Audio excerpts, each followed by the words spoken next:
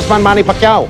Pinalakpakan pa siya nga ng mga kapwa niya kongresista Nakatutok po si Susan Enriquez live mula sa Batasan Makata.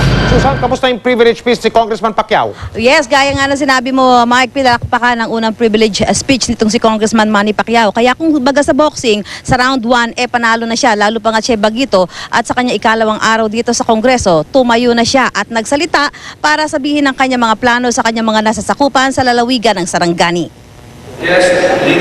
Sa kanyang kauna-unahang privilege speech, ipinaabot ni Pacquiao ang kanyang paghanga sa mga kapwa kongresista.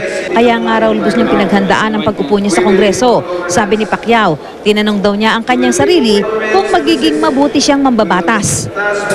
With my heart in the right place, my work ethic, my discipline, and my commitment to learn from wiser and more experienced people, such as all of you here today, yes, I can be a good congressman.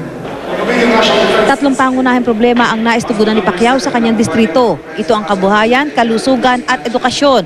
Kaya hindi na iwasang bagitin ni Pacquiao na alam niya ang damdamin ng isang dukha dahil minsang naranasan daw niya ito. Tututukan din daw ng pambansang kamao ang pagsulong sa pagpapalakas ng larangan ng palakasan sa bansa.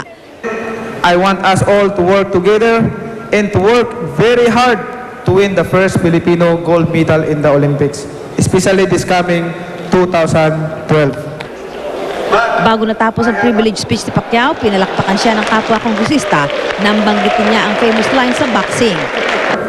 In the effervescence of my youth, I chose Michael Buffer's famous line, "Let's get ready to rumble."